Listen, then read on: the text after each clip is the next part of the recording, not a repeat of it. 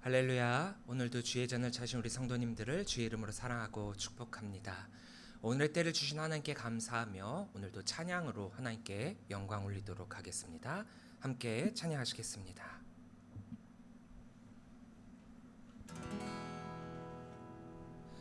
내 마음을 가득 채운 주 향한 사냥과 사랑 어떻게 표현할 수 있나.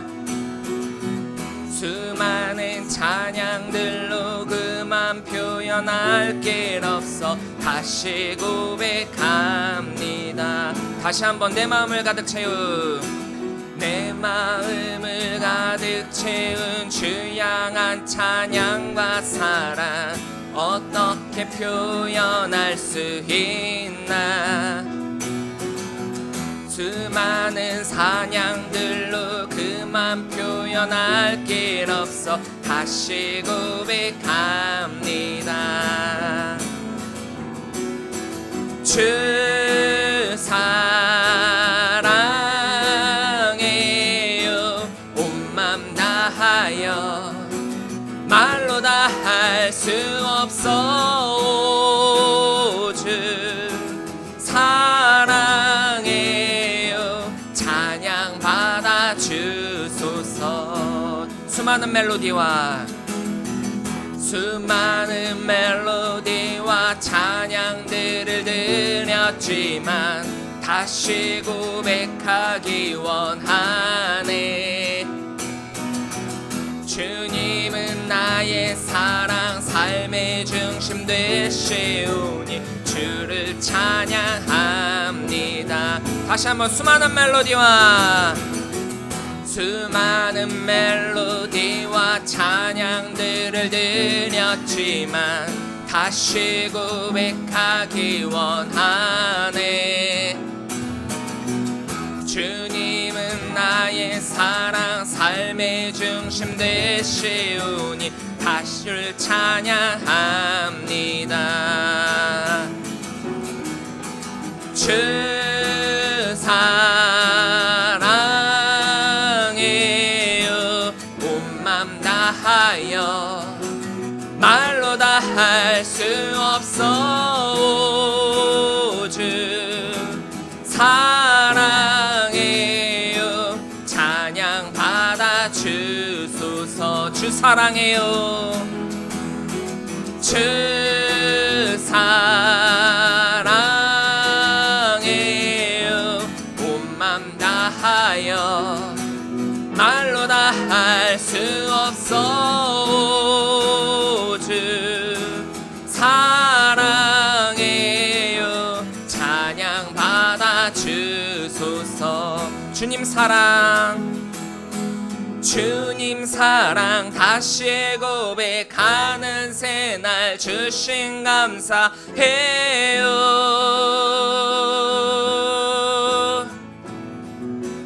주님 사랑 다시 고백하는 찬양 주신 감사해요. 다시 한번 주님 사랑 다시 고백하는 새날 주신 감사해요.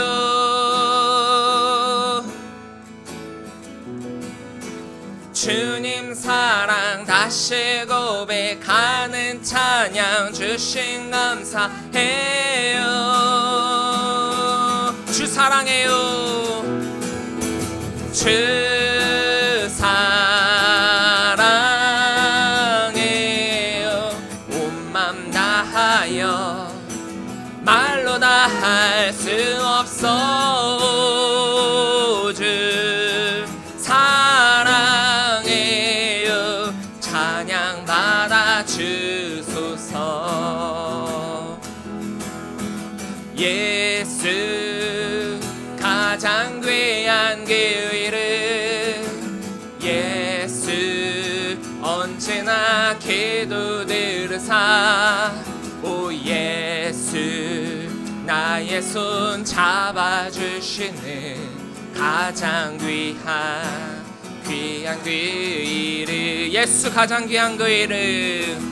예수 가장 귀한 그 이름 예수 언제나 기도 들으사 오 예수 나의 손 잡아주시는 가장 귀한 그 이름 예수 찬양하기 원하네 예수 찬양하기 원하네 예수 처음과 나중 되시는 오 예수 날 위해 고통당하신 가장 귀한 그 이름 예수 왕의 왕이 되신 주 예수 왕의 왕이 되신 주 예수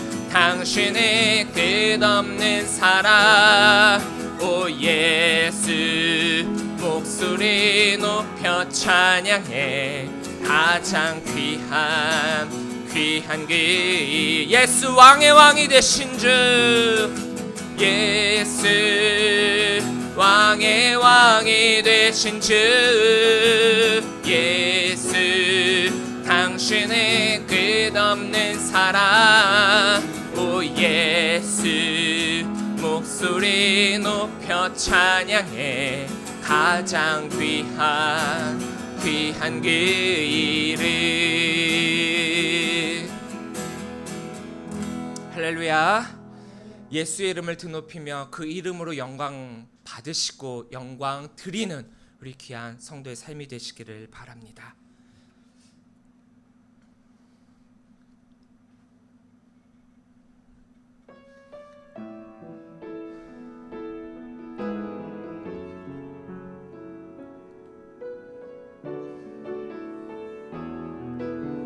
사망의 그늘에 앉아 사망의 그늘에 앉아 죽어가는 나의 백성들 절망과 굶주림에 갇힌 조들을 내 마음에 오랜 슬픔 고통의 멍에에 매여 울고 있는 나의 자녀들 나는 이제 일어나 저들의 멍에를 꺾고 눈물 씻기기 원하는데 누가 내게 부르짖어 저들을 구원케 할까 누가 나를 위해 가서 나의 사랑을 전할까 나는 이제 보기 원하네 나의 자녀들 살아나는 그날 깊은 찬송 소리 하늘에 웃음소리 땅 가득한 그날 누가 내게 부르짖어 누가 내게 부르짖어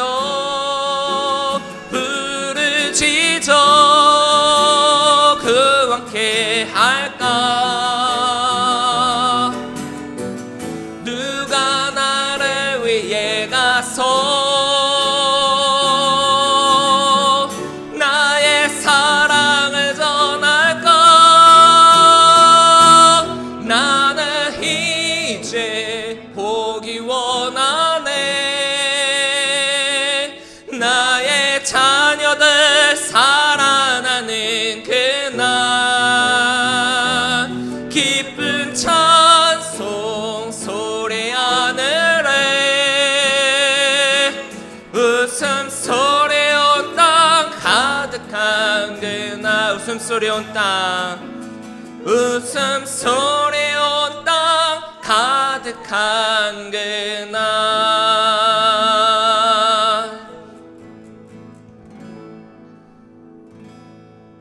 하늘의 문을 여소서 이곳을 주목하소서 주를 향한 노래가 꺼지지 않으니 하늘을 열고 보소서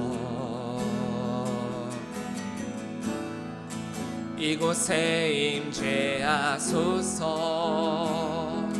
주님을 기다립니다 기도의 향기가 하늘에 닿으니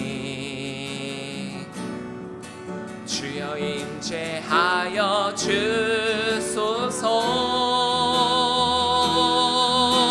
이곳에 오셔서 이곳에 앉으소서 이곳에서 드리는 예배를 받으소서 주님의 이름만이 오직 주의 이름만 이곳에 있습니다 이곳에 오셔서 이곳에 앉으소서 이곳에서 드리는 예배를 받으소서 주님의 이름만이 오직 주의 이름만 이곳에 있습니다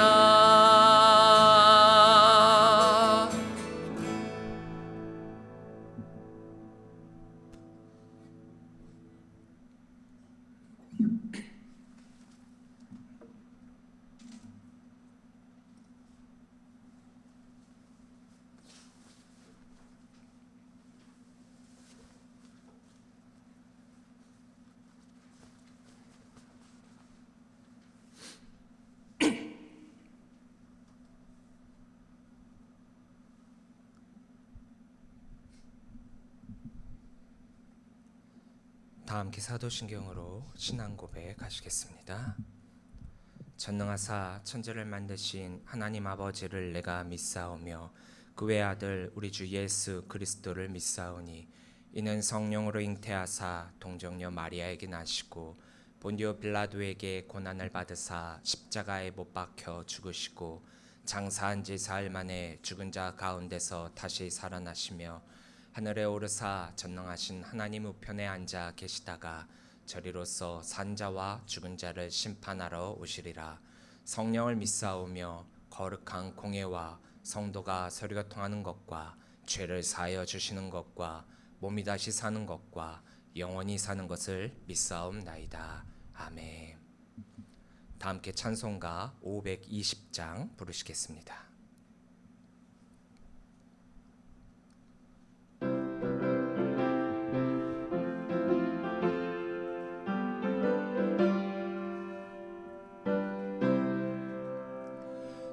듣는 사람마다 복음 전하여 복스러운 소식 두루 퍼치세 모든 사람에게 전할 소식을 어느 누구나 오라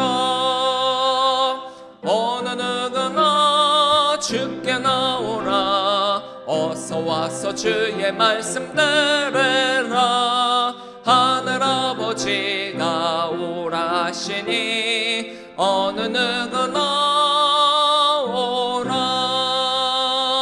오는 사람들은 지체 말고서 문 열었을 때에 들어오시오 생명길은 오직 구주 예수니 어느 누구나 오라 어느 누구나 주께 나오라 어서 와서 주의 말씀 들으라 하늘아버지가 오라 하시니 어느 누가 나오라. 언약하신 대로 이룰 것이니 누구든지 언약 받을 수 있네. 받은 사람에게 생명이로다. 어느 누가 나오라. 어느 누가 나 주께 나오라. 어서 와서 주의 말씀 들으라. 하늘 아버지가 오라시니 어느 누가 나오라.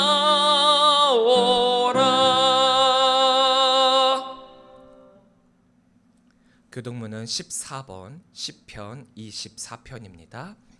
다 함께 교도하도록 하겠습니다. 땅과 거기에 충만한 것과 세계와 그 가운데 사는 자들은 다 여호와의 것이로다.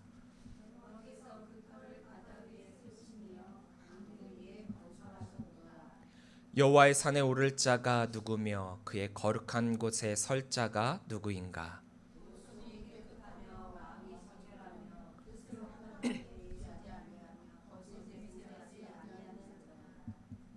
그는 여호와께 복을 받고 구원의 하나님께 의를 얻으리니.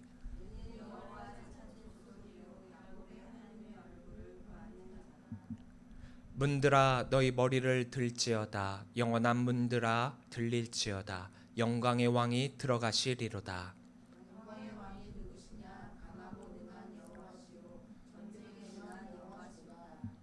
문들아 너희 머리를 들지어다. 영원한 문들아 들릴지어다. 영광의 왕이 들어가시리로다.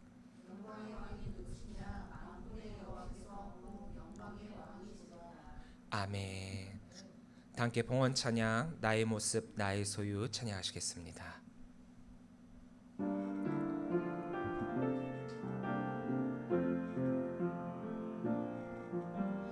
나의 생명을 드리니 주 영광 위하여 사용하옵소서. 내가 사는 날 동안에 주를 찬양하며 기쁨의 제물 되리. 나를 받아 주소서.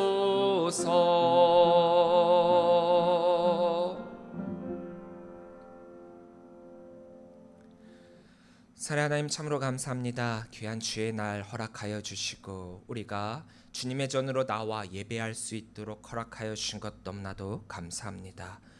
예배할 수 없었던 그때를 기억하면 얼마나 감사한지요. 우리가 주님께 예배하고자 하는 우리의 마음이 너무나도 컸지만 드릴 수 없었던 때를 생각해 보면 예배 또한 우리의 마음대로 되는 것이 아님을 고백합니다. 하나님께서 허락하여 주심에 가능한 것임을 기억하오니 우리가 주님의 허락하에 늘 매주 주일을 성수하며 주님 앞에 나와 우리의 마음을 드리는 귀한 예배 드리는 자 되게 하여 주시옵소서. 오늘의 때를 주신 것 너무나도 감사합니다. 하지만 비 피해로 인해 너무나도 많은 사람들이 힘들어하고 어려움에 처했습니다. 저들의 삶을, 저들의 마음을 주님께서 어루만져 주시사 저들의 삶이 주님의 품으로 인해, 주님의 보하심으로 인해 얼른 회복하고 또한 마음의 평안함을 갖게 하여 주시옵소서. 이곳저곳에서 하나님의 은혜를 구하는 자들이 많이 있습니다. 하나님의 은혜가 거저 주시는 은혜이지만 주님의 손을 붙잡아야만 받을 수 있는 은임을 또한 우리가 기억하오니 그들이 알지 못해 받지 못한 은혜가 있다라고 한다면 우리 모두가 그 복음의 소식을 저들에게 전함을 통하여서 모든 이들이 주의 은혜로 가득 차게 하여 주시옵소서. 오늘 주의 전에 나와 예배하는 우리 성도들이 또한 정성껏 주님 앞에 예물을 드립니다. 이 예물이 쓰이는 곳마다 하나님의 나라가 확장되고 하늘문이 열림에 그 하늘 땅에 큰 상급으로 쌓이게 하여 주시옵소서. 바친 손길 기억하여 주시고 저들의 그 감사가 그 삶 속에서 가정에서 또한 일하는 일터에서 복되어 많은 이들에게 또한 좋은 양식을 넘치도록 베풀 수 있는 큰 복으로 나오게 하여 주시옵소서. 오늘의 이 예배 주님 홀로 영광 받아 주옵소서. 모든 것 주님께 감사를 드리오며 예수님의 이름으로 기도합니다. 아멘.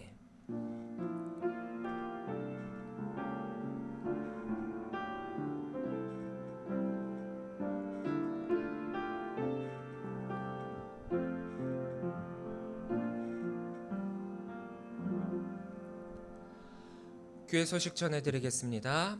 하나님께서 사랑하시는 예배 자리에 오신 우리 성도님들을 주의 이름으로 사랑하고 축복합니다. 언약교회 예배는 주일 오전 10시 50분부터 함께 찬양으로 하고 있습니다. 오늘은 성령 강림후 제9주입니다. 늘 성령 충만의 삶을 사시는 성도들이 되시기를 바랍니다. 토요 전도가 매주 토요일 오전 11시에 되어지고 있습니다. 요즘에 장마 기간이어서 비가 오락가락하고 있어서 이 시간에 전도를 못하고 있지만 전도는 쭉 계속되고 있습니다. 위에서 함께 기도해 주시고 또한 여러분들의 삶 가운데서도 전도의 삶이 되시어 많은 이들에게 복음을 전하시는 우리 성도들이 되시기를 바랍니다.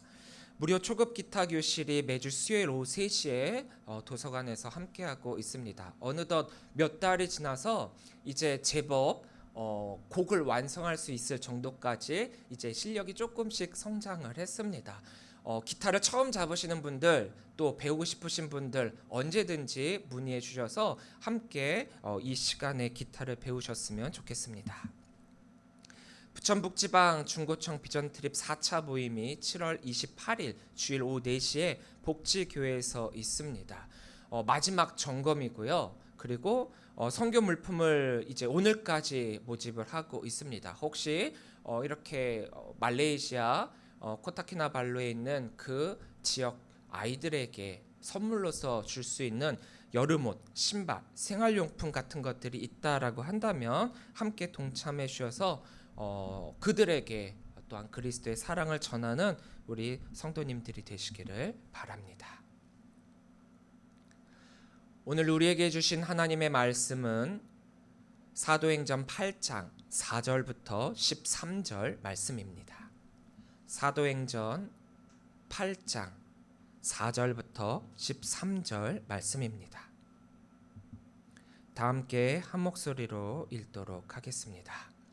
그 흩어진 사람들이 두루 다니며 복음의 말씀을 전할세 빌립이 사마리아 성에 내려가 그리스도를 백성에게 전파하니 무리가 빌립의 말도 듣고 행하는 표적도 보고 한 마음으로 그가 하는 말을 따르더라. 많은 사람에게 붙었던 더러운 귀신들이 크게 소리를 지르며 나가고 또 많은 중풍병자와 못 걷는 사람이 나으니 그 성에 큰 기쁨이 있더라. 그 성에 시몬이라 하는 사람이 전부터 있어 마술을 행하여 사마리아 백성을 놀라게 하며 자칭 큰 자라 하니 낮은 사람부터 높은 사람까지 다 따르며 이르되 이 사람은 크다 일컫는 하나님의 능력이라 하더라. 오랫동안 그 마술에 놀랐으므로 그들이 따르더니 빌립이 하나님 나라와 및 예수 그리스도의 이름에 관하여 전도함을 그들이 믿고 남녀가 다 세례를 받으니 시몬도 믿고 세례를 받은 후에 전심으로 빌립을 따라다니며 그 나타나는 표적과 큰 능력을 보고 놀라니라. 아멘. 할렐루야. 오늘도 주의 전을 차신 우리 성도님들을 주의 이름으로 사랑하고 축복합니다. 우리 옆에 계신 분들과 함께 인사 나눌까요? 사랑합니다. 축복합니다. 비가 너무 많이 와서 여러 지역에 걸쳐서 큰 피해를 받은 분들이 많이 있습니다. 저들에게 하나님의 위로와 평안이 넘치길 기도하고 어서속히 복구가 되어서 저들의 삶이 다시금 평안의 삶이 될 수 있기를 간절히 소망합니다. 코로나19 시대에 우리 교회는 그동안 겪어보지 못했던 종류의 박해를 경험하게 되었죠. 목숨보다 더 소중하다라고 여겼던 예배조차도 우리가 빼앗겼던 그런 때이기도 하고 또 교회가 코로나19의 전염 소굴이다라고 하는 그런 어처구니 없는 말까지 들어가면서 교회 가면 코로나19에 확진된다라고 하는 그런 말까지 들었던 때가 있었습니다. 코로나19가 발발하고 세상에 드러나게 된 이단이 하나 있었었죠. 우리가 너무나도 잘 알고 있는 신천지입니다. 신천지 사람 중에 한 사람이 거짓말로 그 동선을 혼돈을 줘갖고 역학조사를 하던 사람들에게 정말 그 과정을 너무나도 힘들게 만들었고 또 그로 말미암아 많은 이들에게 코로나를 퍼뜨렸었기 때문에 신천지가 세상의 질타를 받게 되었고 또 교주였던 이만희가 나와서 전 국민 또 대국민 사과까지 했었던 그런 사건이 있었습니다. 이때까지만 하더라도 많은 교회와 또 목사님들이 이렇게 이야기를 했었어요. 신천지가 세상에 드디어 드러났고 또 그들의 거짓 행위와 그들의 거짓 실태가 이렇게 만인천하에 드러나게 되었으니까 코로나로 인해서 이제 신천지는 끝을 보게 될 것이고 이 모든 것이 하나님의 은혜요. 이 모든 것 또한 그들의 인광보라는 식의 반응을 보였었습니다. 많은 이들이 이제 이 코로나를 계기로 해갖고 신천지에 휩쓸리는 일이 거의 없을 것이다 라고 여겼는데 엇불사 도리어 음지에 있었던 신천지가 이 코로나를 계기로 해갖고 양지로 드러나게 되었습니다. 그와 더불어서 또 어떤 일이 일어났느냐, 얼마 지나지 않아 교회 역시 세상으로부터 이 신천지가 받았던 그런 비판과 비난을 똑같이 받게 되었습니다. 세상이 볼 때 신천지든 교회든 똑같아 보이거든요. 똑같은 집단이라는 거예요. 어떤 점에서요? 코로나를 집단적으로 퍼뜨리는 그런 종교라는 거죠. 우리는 신천지를 이단이라고 이야기를 하지만 세상이 볼 때 신천지든 교회든 그냥 같은 싸잡아 갖고 같은 종교라는 거예요. 기독교라는 거예요. 전염성이 강한 코로나19였기 때문에 사람들이 많이 모이면 전염이 되게끔 되어 있었습니다. 그런데 그런 가운데 세상 사람들은 이렇게 이야기를 해요. 교회가 예배를 강행했고 모임을 주도했고 그로 말미암아 코로나19가 더 빨리 더 많이 더 세차게 세상에 퍼지도록 종용을 했다라는 거예요. 코로나19가 이단을 정죄하는 하나님의 심판이라고 설교했던 많은 목사님들이 당황하기 시작을 합니다.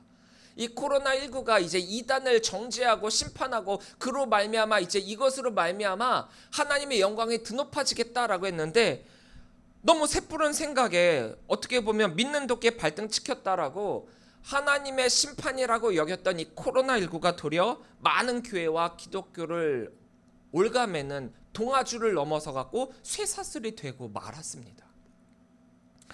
신천지를 향했던 세상의 질타가 이제는 교회를 향하게 되었죠. 그리고 신천지를 향했던 그 비판보다도 더 큰 비판을 넘어서 갖고 박해라고 하는 것까지 이 시대에 우리가 경험을 하게 되었죠. 정부가 주도를 해서 교회가 모여 예배할 수 없도록 만든 일명 코로나 집합 금지 명령이라는 것을 하게 되었고 그것을 따르지 않으면 교회 폐쇄라고 하는 불이익까지 주는 지경에까지 이르렀어요.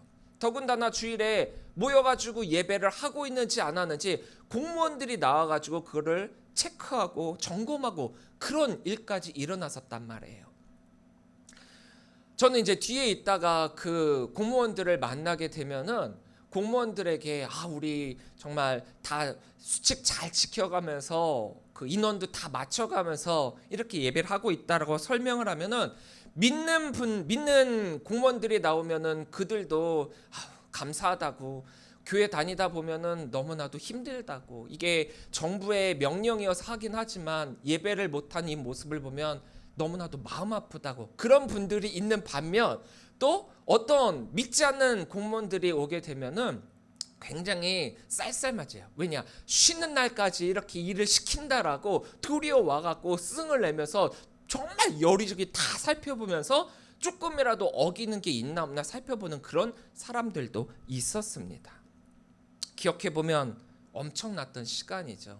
우리가 평화의 시대를 살아가다 보니까 박해라는 것에 너무나도 어색함을 느꼈고 또한 그것이 우리를 너무나도 힘들게 만들었던 거죠.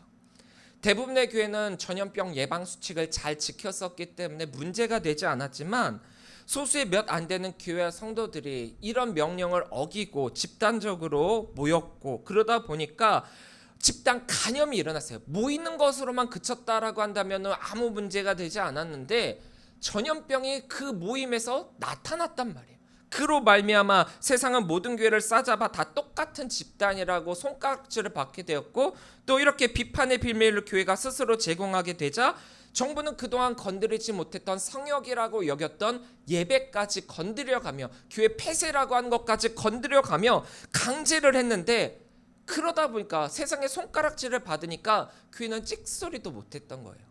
그 전까지만 하더라도 세상이 교회를 향해 예배를 건드리고 또 모임을 건드리고 또 폐쇄를 건드리게 되면 엄청난 반발이 일어났었고, 또 세상은 교회를 건드리지 못했었거든요. 그 어느 누구도 예배를 드리지 못하도록 하지 못했었습니다. 그런데 이렇게 하니까 도리어 참 잘했다라고 하는 세상의 호응을 힘입어 더 큰 어려움을 교회가 겪게 되었었죠. 교회는 신뢰성을 잃게 되었고, 또 그동안 세상에 많은 좋은 일을 했음에도 불구하고 이 코로나19 사태를 겪으면서 교회의 좋은 이미지는 바뀌어 나쁜 이미지로, 하루아침에 부정적 이미지로 바뀌는 그런 일들을 우리가 경험하게 되었습니다. 코로나19라고 하는 눈에 보이지 않는 바이러스가 세상을 점령하게 되자 교회가 교회를 욕하고 성도가 성도를 비판하고 서로가 서로를 감시하게 되는 막장과 같은 상황이 연출되어서 서로의 민낯까지 다 드러내게 되는 그런 때였습니다. 어느덧 그런 코로나19 때가 다 지나가고 시간이 많이 흘렀고, 언제 코로나19가 있었냐는 듯 세상은 다시금 조용해졌습니다. 물론 그 여파가 아직까지 좀 남아 있어가지고 뭐 이곳저곳에서 코로나 그 후유증으로 힘들다 하는 것들도 있죠. 하지만 세상의 돌아감은 코로나19를 이전처럼 더 이상 무서워하지 않게 되었고, 그래서 큰 관심을 두지 않는 정도에까지 시간이 흐르게 되었습니다. 자, 이렇게 교회가 당했던 한 번도 경험하지 못했던 대놓고의 박해의 시간은 어느덧 흘러갔습니다. 하지만 보이지 않는 박해의 시간은 여전히 진행 중입니다. 말세 말이 되면 악한 영의 세력이 세상을 장악하고 세상을 조종하고 세상에 큰 영향력을 끼쳐 성도를 향한, 교회를 향한, 믿음의 자녀를 향한, 또 하나님의 백성들, 구원의 자녀들을 향한 전쟁이 시작된다라고 했는데, 그 전초전의 맞배기 전쟁을 우리가 이 코로나19를 통해서 간접적으로 경험을 하게 되었습니다.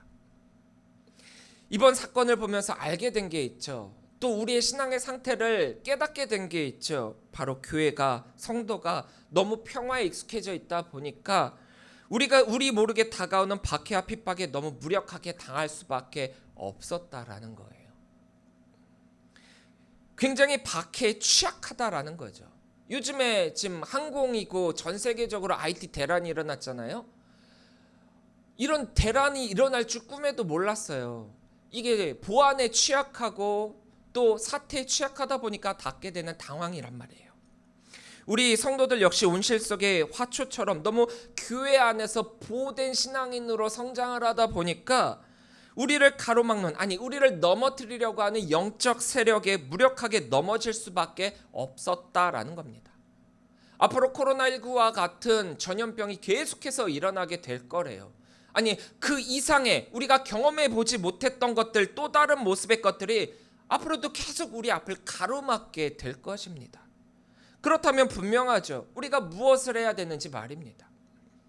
앞으로 교회가 어떻게 영적 준비와 더불어서 준비 또 대비를 해야 되는지 말입니다. 우리가 복음 앞에 바로 서 있지 않는다라고 한다면 교회는 또다시 흔들릴 것이고 우리의 신앙은 또다시 흩날리게 될 거란 말입니다. 우리의 핵심 가치인 복음에 대해서 우리가 그동안 너무 무지했어요. 내 스스로는 너무 잘 알고 있다라고 자신했지만 코로나19를 겪으면서 우리는 복음에 너무 무지했고 몰랐다라는 거죠. 어렴풋이 알고 느끼고 있었을 뿐 그 복음의 능력을 신뢰하지 못했습니다.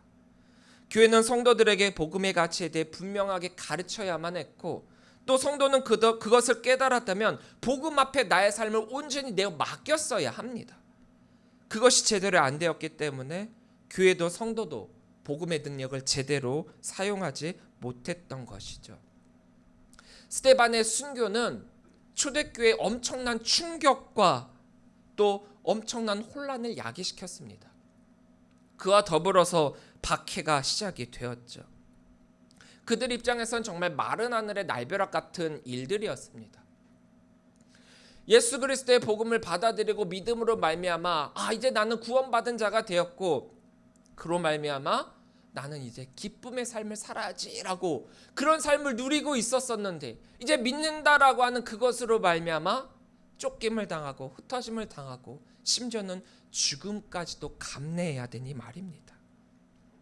그랬기에 당할 수밖에 없었죠.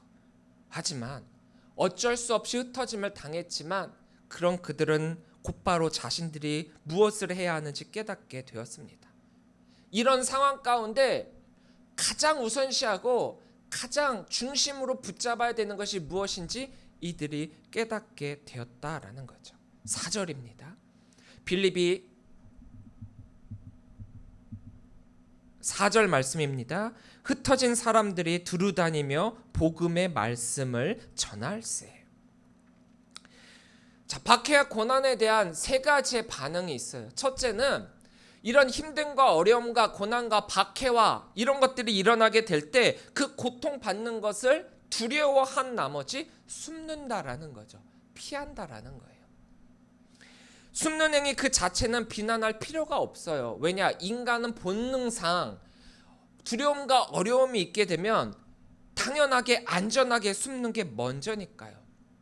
또 하나의 반응은 4절의 말씀과 같이 도리어 박해로 인해 흩어진 이들에게 박해의 원인이 되었던 그 복음을 계속적으로 전한다라는 거죠.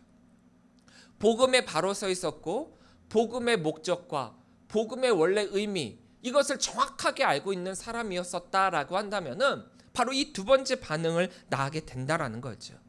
자신을 드러내어 그 박해에 저항을 한다라는 거예요. 숨을 수 있습니다. 이건 인간의 본능이니까요. 근데 숨는 것으로 그치는 게 아니라 나를 드러내어 복음을 세상에 더욱더 강력하게 전파한다라는 거예요. 박해에 저항하는 최고의 방법은 도리어 복음을 드러내는 거예요. 그렇지만 이런 반응은 쉽지가 않죠. 이렇게 드러내고 저항하면 반드시 따르게 되는 게 있기 때문이에요. 그래서 마지막의 반응은 무엇이냐? 그 두려움에 너무 휩싸인 나머지 결국 복음을 포기하는 것입니다. 포기한다. 예수 그리스도께 받은 구원의 삶을 내 스스로가 내려놓는다. 믿는다는 것 하나만으로 목숨의 위험을 받을 수 있고, 그리고 또 정말 죽을 수도 있고, 그렇기 때문에 예수의 이름을 부인하기만 하면 목숨은 살려준다라고 하는 제안을 받게 되니까 그래, 어떻게든 그래도 살아야지, 그러면서 예수의 이름을 부인하게 되었다라는 거죠. 살기 위해 복음을 포기했다라는 거죠. 박해의 시대를 살았고 순교의 시대를 살았던 많은 믿음의 선조들이 그랬고요. 또 역사적으로 박해를 경험했던 초대시대의 성도들, 우리나라에 처음 복음이 들어왔을 때 받게 되었던 그 박해를 경험한 사람들, 그리고 일제시대 때 또 6.25 때 예수를 믿었던 그 성도들을 통해서 우리는 이 세 가지의 모습 모두를 볼 수 있었습니다. 그런데 이것은 비단 믿음의 선배들, 우리 앞서 믿었던 사람들만의 모습이 아니라 현재 우리의 모습이기도 합니다. 코로나19의 시대에도 좀 약간의 차이와 모습, 다른 형태의 모습은 있었지만 우리 역시도 선택을 해야만 했었거든요. 이 세 가지의 반응은 결국 우리가 어떤 신앙생활을 해왔고 또한 앞으로 어떻게 신앙생활을 해나가야 될 것인가에 대한 모습이기도 합니다. 5절입니다. 빌립이 사마리아 성에 내려가 그리스도를 백성에게 전파하니. 자, 빌립이 누구냐? 우리가 잘 알고 있다시피 초대교회 지도자들이 이제 7명의 헬라파 유대인들 지도자들을 선택하게 되었을 때 뽑힌 인물 중 한 사람입니다. 대표적인 인물이 스데반이었고 또 대표적인 인물이 바로 이 빌립입니다. 역사적으로 사마리아와 유대인들은 철천지 원수였죠. 같은 이스라엘 민족이면서도 그 역사의 틀에서 서로 어긋난 시간을 보내왔기 때문에 어떻게 보면 우리나라의 남한과 북한과 같은 그런 관계에 비슷한 애증의 관계라고 보시면 됩니다. 솔로몬 시대 이후로 이스라엘은 남한국 유다와 북왕국 이스라엘로 갈라지게 되었잖아요. 그런데 예루살렘 성전은 남왕국 유다 예루살렘에 있었단 말이에요. 그럼 북왕국 이스라엘에 살았던 사람들은 그들의 예배를 어떻게 해야 되느냐? 여기에 종교적인 면에서 서로 결을 달리하면서 이런 갈등을 가지고 있었단 말이에요. 자꾸 백성들이 예루살렘으로 내려가고 북왕국 사람들이 남왕국으로 내려가서 예루살렘에 가서 예배하는 것들이 북왕국 왕으로서는 못마땅했을 거 아니에요. 그러니까 못 내려가게 막았단 말이에요. 남왕국에서는 그래도 이때까지만 하더라도 사람들이 내려와서 예배하는 것을 막지 않았어요. 왜냐? 그들은 신앙이 우선이었었기 때문에. 그러다가 이렇게 가로막히게 되어 북왕국에서 따로 예배할 수 있는 처소를 만들게 되고 그들은 그쪽에서 예배를 드리고 남왕국은 예루살렘 성소에서 예배드리고 그러다 보니까 예배결이 서로 달라지게 되었던 거죠. 남왕국은 이제 북왕국의 이들의 이 예배를 인정하지 않게 됩니다. 믿음을 저버린 자들로 여기게 되는 거죠. 자, 이렇게 북왕국 이스라엘 쪽에서 살았던 사람들과 남왕국 유다에서 살았던 사람들이 정치적인 면에서 신앙적인 면에서 이렇게 결을 달리하고 다른 시간대를 살아가면서 서서히 차이가 나게 됩니다. 그러다가 북왕국 이스라엘이 BC 722년에 아수르에 의해서 멸망을 당하게 되죠. 이제 나라 자체가 없어지게 된 거예요. 그런데 우리가 잘 알다시피 나라가 없어진 거지 그곳에 사는 사람들의 삶이 달라진 게 아니에요. 우리나라를 봐서도 알다시피 뭐 삼국시대, 통일신라시대, 고려시대, 조선시대, 심지어는 대한제국시대, 그리고 대한민국시대. 시대가 달라졌다고 해서 그 땅을 살아갔던 사람들이 달라진 게 아니에요. 다스리는 사람들만 바뀌었을 뿐 그곳에 살던 사람들은 그대로 그 땅을 지키며 살아왔던 거죠. 신앙 역시도 마찬가지라는 거예요. 그렇다면 왜 유대인들과 사마리아인들이 이렇게 서로 못 잡아먹은 이런 철천지 원수와 같은 그런 관계가 된 것일까? 이렇게 신앙적인 면에서 이들은 꼭 예루살렘 성전에서만 예배를 드려야 된다라고 했었고, 근데 이쪽으로 가지 못하게 막았던 이들로 말미암아 북왕국 이스라엘 사람들은 그쪽에서 그 위에서 그들 나름대로의 신앙을 지키며 살아왔었단 말이에요. 하지만 여전히 그럼에도 예루살렘 성전은 그들의 신앙의 중심이어서 신앙의 모교와 같은 심정으로 그 예루살렘 성전을 바라보고는 있었습니다. 그러던 중 남왕국 유다까지 이제 BC 586년에 바벨론에 의해서 멸망을 당하게 되잖아요. 그리고 그 이후에 이방 민족들에 의해 예루살렘 성과 성전이 완전히 무너지게 됩니다. 이제 유대인들은 그들 자신들의 신앙의 터를 회복하고자 예루살렘 성전을 다시금 재건하려고 합니다. 근데 이때 이렇게 예루살렘 성전을 재건하려고 할 때 북왕국에 살았던 사람들이 이제 자신들도 마음의 모교로 신앙의 모교로 여기고 있었던 예루살렘 성전을 재건한다라고 하니까 자신들도 한 손 거들면서 보태서 도움을 주려고 했단 말이에요. 우리들도 이제 예루살렘 성전을 다시 재건하는데 함께 하겠다. 근데 유대인들이 볼 때 저들은 믿음의 사람들이 아니거든요. 그러니까 거부를 하는 거예요. 안 된다. 우리가 할 거다. 여기서 큰 상처를 받게 된 그들입니다. 그러다 보니까 이제 그들은 다시금 돌아가고, 사랑이 크다가 그 사랑이 배반당하면 어떤 느낌이 들까요? 큰 사랑이 무시당하고 배신당하면 그 사람의 완전 반대편에 서게 됩니다. 그러다 보니까 예루살렘 성전을 재건하려고 하는 유대인들의 반대편에 서게 되어서 이제 그것을 방해하게 되는 거예요. 우리가 이제 느헤미야서를 읽다 보면은 거기에서 이제 예루살렘 성벽을 재건하는 것을 방해하는 이들의 그런 명단이 나오고, 또 에스라서나 그런 것들을 보다 보면은 거기에 예루살렘 성전을 건축하는 것을 방해하는 그 대표적인 사람들로 사마리아인들이 나와요. 바로 이때 유대인들에 의해서 거부당하고 거절당하고 무시당하고 이랬던 이런 상황 가운데 이 유대인들과 사마리아인들은 완전 극을 달하게 되는 거예요.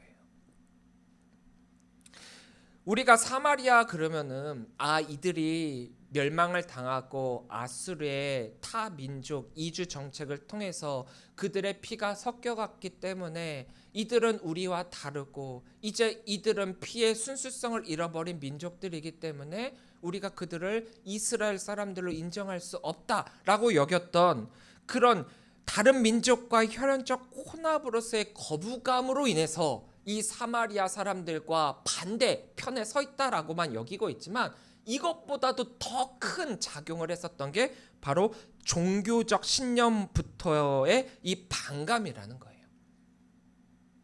참 애증의 관계였던 거죠. 종교적 신념의 차이, 이게 얼마나 큰 거냐, 이건 우리가 생각하는 것 이상이라는 거예요. 우리가 이념적 차이로 인해서 북한과 남한이 갈라졌잖아요. 이념 하나 때문에.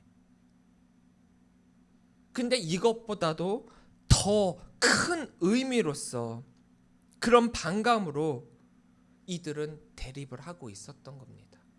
자신들 역시도 하나님의 백성이고 하나님을 섬기고 있고 하나님께 예배하고 있었었는데, 유대로부터 자신들의 하나님을 향한 그 신앙과 믿음, 또 이 유대인들과 한 민족이라고 여기고 있었던 그 민족성까지 한꺼번에 거부당했다라고 한다면 그 배신감은 얼마나 컸겠어요. 이런 극을 당하고 있는 사마리아와 유대라는 거예요. 그랬기에 빌립이 이 사마리아로 가서 복음을 전했다라고 하는 것 한 줄로만 우리가 표시하기에는 너무나도 파격적인 상황이라는 거죠. 예수님도 이 사마리아 지역을 가게 됐었을 때 놀랬잖아요. 많은 이들이 놀랬잖아요. 그 놀람이 우리가 왜 그냥 그 정도의 차이구나, 이게 아니라는 거예요. 엄청난 대립 관계에 있는 상황에서 그곳을 갔었다라는 거죠. 물론 박해로 인해 예루살렘에서 흩어짐으로 인해 다른 지역으로 복음을 전파해야 되는 상황이었기 때문이라고는 하지만, 그 선교 지역을 사마리아로 선택한 이 빌립의 선택 역시 평범한 선택은 아니었다라는 겁니다. 하지만 예수님의 마지막 명령이었던 예루살렘과 온 유대와 사마리아와 땅끝까지 이 말씀에 순종했기에였다라고 한다면 우리는 고개를 끄덕일 수 있고, 아무리 민족적 거부감이 있다라고 하더라도 그것을 넘어선 선교 비전을 품는다라고 하는 것, 이게 오늘날 우리들에게 있어서 무엇보다도 중요하다라는 것을 깨닫게 해주고 있습니다. 우리는 은연중에 내 마음속에 저 사람은 안 돼, 저기는 안 돼, 선을 딱 긋고 내가 하고 싶은 곳, 내가 하려고 하는 사람들에게만 복음을 전하려고 하고 있거든요. 하지만 선교는 우리의 선택이 아니라는 겁니다. 언제든 준비되어 있어야 되고 언제든 가는 것이 우리의 사명이라는 거예요. 사마리아는 유대인들의 이 종교적 성향상 다른 이방 지역보다도 더 선교 지역으로 합당하지 않았어요. 그러니까 유대인들로서는 다른 이방 지역에 가서 선교를 할지언정 이 사마리아만큼은 선택하지 않았다라는 거죠. 아니, 도리어 그곳에는 복음이 전파되어서는 안 된다라고 여기는 완전 극보수주의자들이 꽤 많이 있었어요. 그런데 정말 사마리아가 복음이 들어서서는 안 되는 곳인가? 제가 전도는 되고 안 되고의 문제가 아니라 하고 안 하고의 문제라고 했죠. 이거를 여기에 대입시킨다라고 한다면 우리는 뿌리는 사명을 감당하는 것이기 때문에 뿌리는 자는 뿌리는 곳을 선택할 선택지가 없습니다. 어디든 누구든지 누구에게나 복음을 전해야 될 사명이 우리에게 있다라는 거예요. 우리가 선택지를 만드는 그 순간 우리는 하나님의 뜻을 잃어버리게 되는 겁니다. 복음이 전파되지 않을 것 같은 우리의 이 생각과는 달리 오히려 복음의 핍박으로 인해서 이 어려워진 이 상황과 시간대에 오히려 사마리아의 복음이 더욱 빨리 전해지는 역사를 우리가 보게 됩니다. 6절부터 8절 말씀입니다. 무리가 빌립의 말을 듣고 행하는 표적도 보고 한 마음으로 그가 하는 말을 따르더라. 많은 사람에게 붙었던 더러운 귀신들이 크게 소리를 지르며 나가고 또 많은 중풍병자와 못 걷는 사람이 나으니 그 성에 큰 기쁨이 있더라. 빌립이 이 사마리아에 가서 복음을 전한 것도 놀랄 놀자인데 빌립이 전한 복음을 들은 이 사마리아에는 더 큰 놀라운 일들이 일어났다라는 거예요. 유대교에 대한 애증으로 신앙적 갈망과 더불어 미움이 공존했던 이 사마리아에 그리스도라는 복음이 심겨지게 되었을 때 우리가 예상치 못한 놀라운 열매가 맺혀지게 되었다라는 겁니다. 복음이 받아들여질 터가 준비되어 있었고 그곳에 복음의 씨가 뿌려지기만 하면 되었던 건데 그래서 언제든 열매를 맺을 수가 있었었는데 우리는 뿌리지 않았기에 얻지 못한 열매가 너무 많이 있다라는 거예요. 하나님이 우리에게 주신 가장 큰 사명은 복음을 전하는 것입니다. 우리가 하고 싶은 것만 하고 그리고 우리가 원하는 것만 하라고 말씀하시지 않으셔서 때로는 우리가 하기 싫어도 원하지 않아도 싫어도 해야 할 때가 있고 해야 하는 것이 또 있습니다. 그렇게 우리 다시금 우리 스스로에게 나는 얼마나 복음 전도 사명을 잘 감당하고 있었는지 스스로에게 물어봐야 되고 또 해야만 하는 것입니다. 나의 상황과 여건이 좋지 않기 때문에 나는 못해. 그렇기 때문에 복음 전하는 것을 뒤로 무르거나 어쩔 수 없다라고 하는 또 스스로에게 주는 면책 특권 같은 것들로 인해서 어쩔 수 없었어. 정말 어쩔 수 없었어. 이렇게 자기 위안을 삼고 있는 것은 아닌가 살펴볼 필요가 있다라는 거죠. 사실 선교라고 하는 것, 전도, 복음을 전한다라고 하는 것은 쉽고 편했던 적은 단 한 번도 없어요. 전하는 거 어려워요. 힘듭니다. 목사님들도 매주 단에서 갖고 설교하는 거 정말 머리를 쥐어 뜯을 듯한 고민과 번뇌와 이것과 더불어서 영감으로 준비를 하는 거거든요. 그 어떤 때는 10분 만에 완성될 수도 있을지 모르지만 어떤 때는 일주일 내내 고민해도 몇 줄 못 쓰는 경우가 많아요. 이렇게 복음을 전하는 거, 또 세상에 나가서 전도하는 거 얼마나 힘든 일입니까? 사실 제가 굉장히 내성적이에요. 잘 못 느끼시겠죠. 되게 내성적이어서 처음 보는 사람들 앞에 말 제대로 못 꺼냈어요. 그런 사람이 전도사가 됐고 그런 사람이 목사가 됐으니 사실 얼마나 힘들겠습니까? 더군다나 목사라고 하면은 모르는 분들한테 가서 말도 걸어야 되고 또 신방도 가갖고 말씀도 전해야 되고 얼마나 힘들겠습니까? 제가 제일 힘든 게 그런 거예요. 그 모르는 분들 사람 만나는 거 사실 되게 좋아하면서도 힘들어요. 그런데 그게 저에게 주어진 사명이고 또한 해야 되는 거다라고 한다면 싫어도 해야 되고 할 수 없어도 해야 되는 거죠. 우리가 전도하지 못하도록 또 전도를 하지 못했어도 자기 합리화로 이것은 괜찮아 라고 만드는 것들이 굉장히 많이 있습니다. 그렇게 전도를 하지 못하는 상황이 오게 된다라고 한다면 도리어 그때가 전도를 해야 될 때라는 것을 잊지 마시기 바랍니다. 이렇게 해야 하고 할 수 있는 이유는 하나님의 능력이 이 어려운 상황을 가장 효과적으로 바꿔주시는 그런 상황을 바꿔주시는 능력이 하나님의 능력이시기 때문이에요. 저만 보더라도 그렇거든요. 저를 이렇게 바꿔주셨어요. 제가 이렇게 이야기를 하면요, 제 아내는 웃어요. 그런 사람을 안 보인다고 웃어요. 근데 저 되게 떨리고 강단에 섰고 많은 사람들에게 설교하는 거 떨리고 모르는 사람 만나 대화하는 거 떨리고 이 한켠에 어떤 게 있었냐면 사실 처음 만나게 되면 무슨 말을 할까 미리 머릿속으로 새겨놓고 말을 한 적이 굉장히 많아요. 그러니까 즉흥적으로 얘기하는 것 같지만 그게 아니라 다 계획하고 준비하고 준비된 멘트를 하는 거예요. 그런 경우가 참 많거든요. 하나님의 능력이 바로 이런 어려운 상황을 가장 효과적인 상황으로 바꿔주십니다.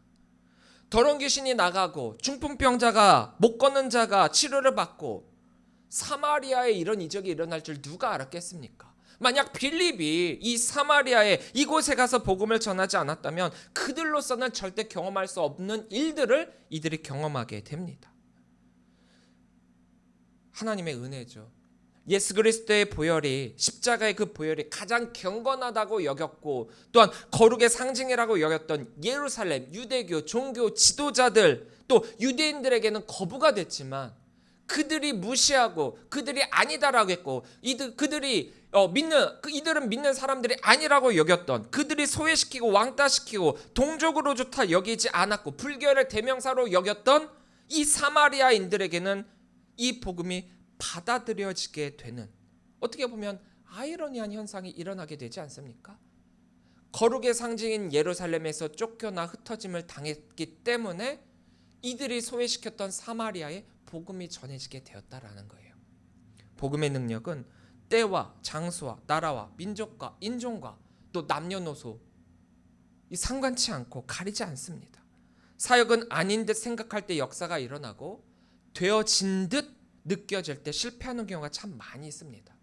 어디에 중심을 두고 사역을 하느냐에 따라 달라진다라는 거예요. 복음에 대한 가장 적절한 반응은 기쁨입니다. 복음의 궁극적인 목적이 기쁨이라는 거예요. 한 영혼이 예수 그리스도를 믿음으로 말미암아 구원을 받게 되었으니 얼마나 기쁜 일입니까? 복음을 전하는 자나 복음을 받는 자나 누려야 할 것이 이 기쁨이라는 겁니다. 그래서 이 사마리아에 기쁨이 넘치게 됩니다. 9절부터 10절입니다. 그 성에 시몬이라는 사람이 전부터 있어 마술을 행하여 사마리아 백성을 놀라게 하며 자칭 큰 자라니 낮은 사람부터 높은 사람까지 다 따르며 이르되 이 사람은 크다 일컫는 하나님의 능력이라 하더라. 이 사마리아에는 이단이라고 하면 이단이라고 할 수 있는 그런 교주가 있었는데 그 이름은 시몬입니다. 이 사람의 영향력은 어느 정도였느냐? 유다의 종교 지도자들이 갖고 있는 그 권한만큼의 힘을 이 사람은 가지고 있었어요. 많은 사람이 따랐고 무소불위의 그런 권력을 손에 쥐고 있었습니다. 그런데 그가 빌립을 통해 빌립이 전한 복음을 받아들이고 하나님의 능력으로 말미암아 변화되었고 또 그가 변화되니까 그를 바라보고 있었던 다른 사람들 묻 많은 사마리아인들 역시도 하나님께 돌아오게 되었다라는 거예요. 10절부터 13절입니다. 빌립이 하나님 나라와 및 예수 그리스도의 이름에 관하여 전도함을 그들이 믿고 남녀가 다 세례를 받으니 시몬도 세례를 받은 후에 전심으로 빌립을 따라다니며 그 나타나는 표적과 큰 능력을 보고 놀라니라. 복음의 능력이 바로 여기에 있어요. 우리가 변하지 않을 것 같다라고 여겼던 단정지었던 곳이 변화가 되고 변할 수 없는 사람이다라고 여겼던 사람이 변화되는 것이 복음의 능력이라는 거예요. 나는 없고 예수만 드러나고 예수의 능력으로 이적이 일어나 많은 사람들이 하나님의 자녀가 되게 하는 것, 그것이 복음의 능력입니다. 그렇게 여기에 복음 전파에는 내 생각, 내 뜻을 다 내려놓고 주님이 하시고자 하는 그 사명을 우리가 감당해야 합니다. 그것이 진짜 복음 전파이고 복음 확장이고 진정한 부흥이라는 거예요.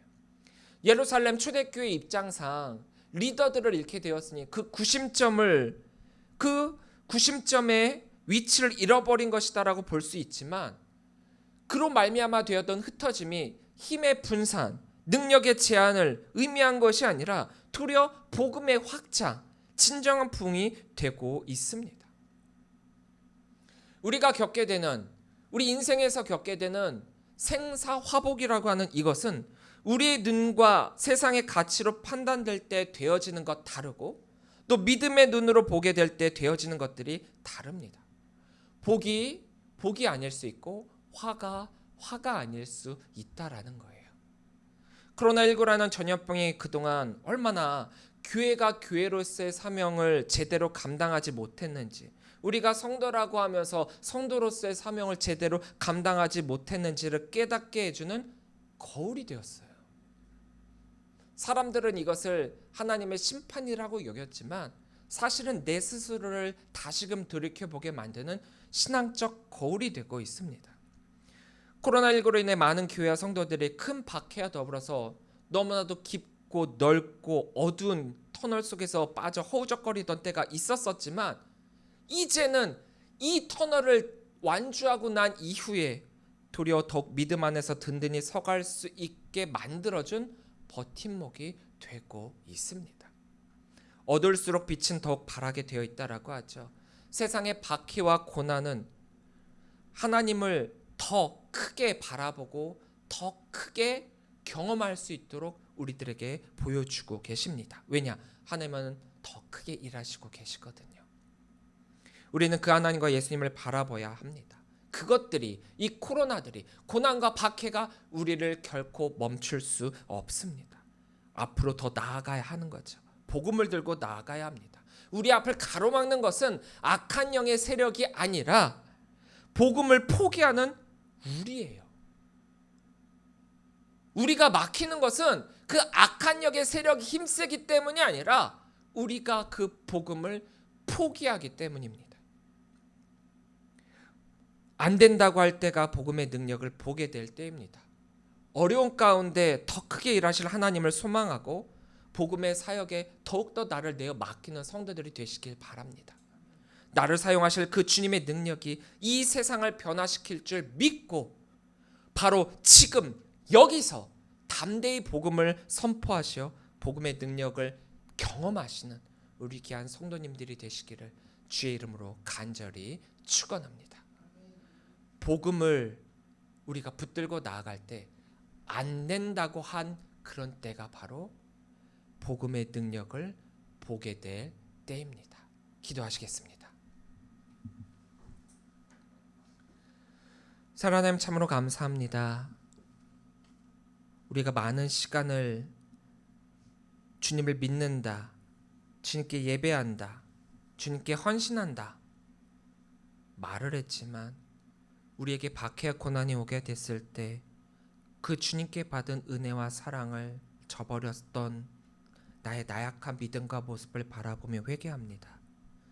이제 코로나19가 나의 믿음의 거울이 되어 우리가 다시금 굳건히 서게 되는 버팀목이 된 줄 믿습니다. 우리가 주님을 더욱더 바라보며 나아가고 우리가 힘들다, 어렵다, 안 된다, 그때가 바로 주님의 능력, 복음의 능력, 예수 그리스도의 능력을 경험하게 되는 때일 줄 믿습니다. 우리가 복음을 전하는 것을 가로막혀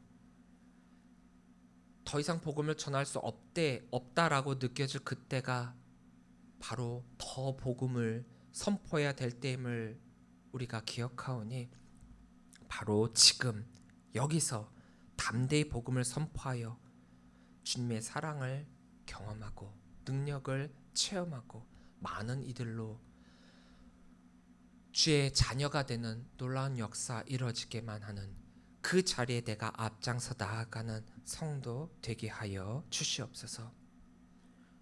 오직 주님만을 바라보며 나아가는 성도 되기를 원합니다. 주님의 사람 되게 하여 주옵소서. 감사를 드리오며 예수님의 이름으로 기도합니다. 아멘. 다 함께 결단 찬양 주님을 보게 하소서 함께 찬양하도록 하겠습니다.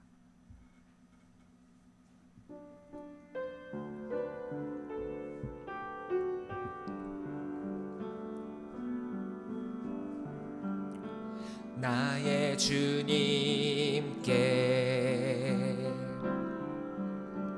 찬양 드리며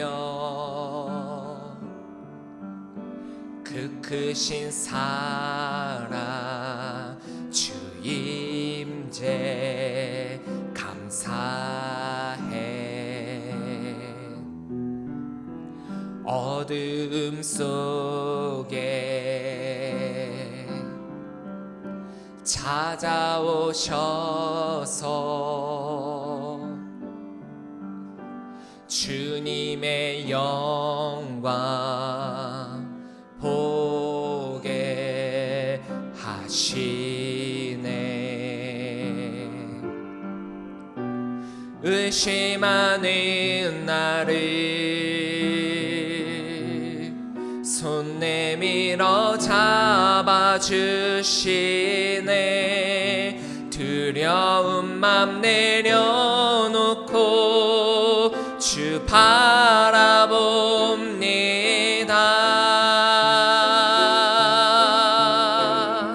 주님을 보게 하소서. 나를 붙드소서. 내 뜻과 내 생각 내려놓고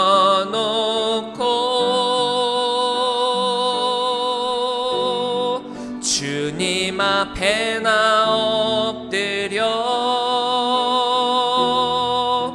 주의 음성 기다리니 나를 부르실 때 믿음으로 걸어가리. 나의 주님께, 나의 주님께 찬양 드리며 그 크신 사랑 주 임재 감사해. 어둠 속에 찾아오셔서 주님의 영광 보게 하시네. 의심하는 나를 손 내밀어 잡아주시네. 두려운 맘 내려놓고 주 바라봅니다.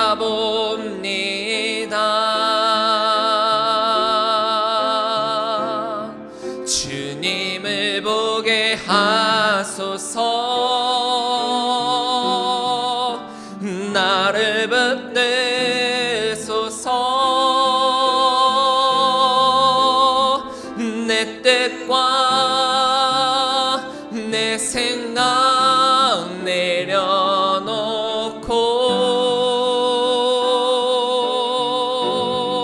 주님 앞에 나 엎드려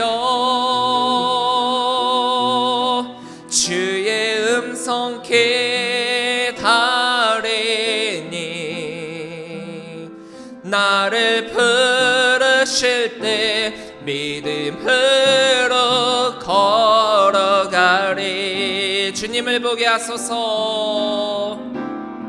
주님을 보게 하소서. 나를 붙드소서. 내 뜻과 내 생각 내려놓고 주님 앞에 나 엎드려 주의 음성 기다리니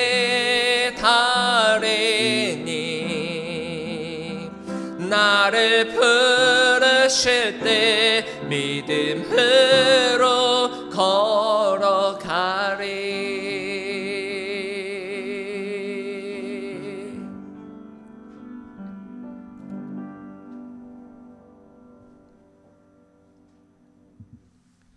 이제는 우리 주 예수 그리스도의 은혜와 무한하신 아버지 하나님의 그 크신 사랑하심과 성령님의 감화 감동 역사 교통하심이 안 된다라고 할 때가 복음의 능력을 보게 될 때임을 기억하며 세상에 나아가 담대히 복음을 선포하고자 결단한 우리 모든 성도들 머리머리 위에 지금으로부터 영원토록 함께 하시기를 간절히 축원하옵나이다. 아멘.